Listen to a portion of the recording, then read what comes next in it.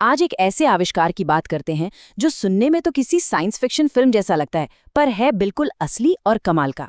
Simple, एक ऐसा device जो सिर्फ तालियों की आवाज पर काम करता है। तो चलिए देखते हैं कि ये जादू आखिर होता कैसे है।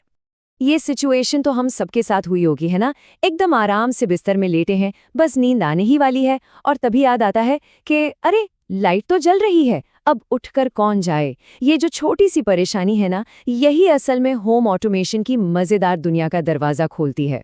हाँ बिल्कुल, सुनने में तो ये किसी जादू जैसा लगता है, पर ये है प्योर साइंस। सिर्फ एक ताली और कमरे में एक्शन शुरू हो सकता है। तो आज इसी कमाल की टेक्नोलॉजी के पीछे जो राज छिपा है, उससे पर्दा उठाते हैं। तो ये जो जादू है, इसके पीछे जो डिवाइस है, उसका नाम है क्लैप स्विच। ये आप कह सकते हैं एक बहुत ही स्मार्ट सर्किट है जो आवाज को ही एक रिमोट कंट्रोल बना देता है।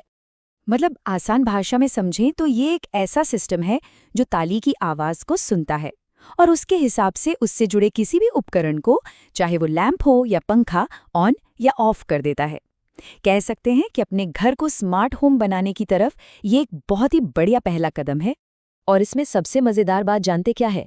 ये सिर्फ ताली पर काम नहीं करता, बल्कि ये साउंड एनर्जी को, यानी ध्वनि की ऊर्जा को एक छोटे से इलेक्ट्रिकल सिग्नल में बदलने के कमाल के सिद्धांत पर काम करता है। फिर ये रिले नाम के एक कंपोनेंट का इस्तेमाल करके असल दुनिया के अप्लायंसेस को चलाता है। यही वजह है कि ये स्टूडेंट्स और हॉबीइस्ट्स के लिए एक परफेक्ट प्रोजेक्ट बन जाता है।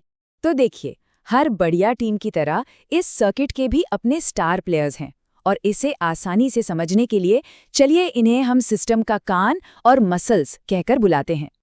तो इस सर्किट का कान कौन है? वो है माइक्रोफोन। इसका काम है ताली की आवाज को पकड़ना और उसे एक बहुत ही छोटे से इलेक्ट्रिकल सिग्नल में बदल देना। और फिर मैदान में आती है मसल्स, यानी कि रिले। जैसे ही माइक्रोफोन से सिग्नल मिलता है, रिले एक्शन में आ जाता है और सारा भारी काम वही करता है। मतलब लाइट या पंखे जैसे हाई वोल्टेज डिवाइस को ऑन या ऑफ करना। तो एक सुनता है और दूसरा काम करता है ना कमाल की टीम।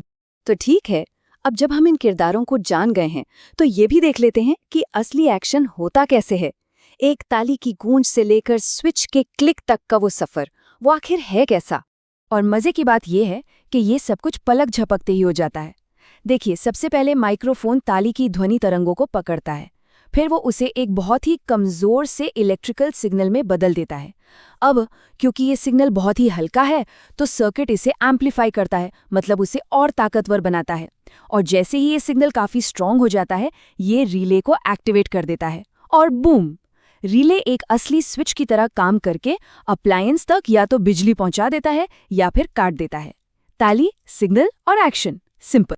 लेकिन क्लैप स्विच की कहानी सिर्फ बिस्तर से लाइट बंद करने तक ही सीमित नहीं है। इस सिंपल से दिखने वाले आइडिया के असल दुनिया में कुछ बहुत ही हैरान करने वाले इस्तेमाल भी हो सकते हैं। जरा सोचिए, घर में तो लाइट, पंखे कंट्रोल हो ही सकते हैं। क्लासरूम में ये इलेक्ट्रॉनिक्स के प्रिंसिपल्स को प्रैक्टिकली दिखाने का एक जबरदस्त तरीका है। और सबसे जरूरी, ये उन लोगों के लिए एक बहुत बड़ी मदद बन सकता है जिन्हें चलने फिरने में दिक्कत होती है। अरे इतना ही नहीं, इससे मजेदार इंटरैक्टिव एंटरटेनमेंट प्रोजेक्ट्स भी बनाए जा सकते हैं।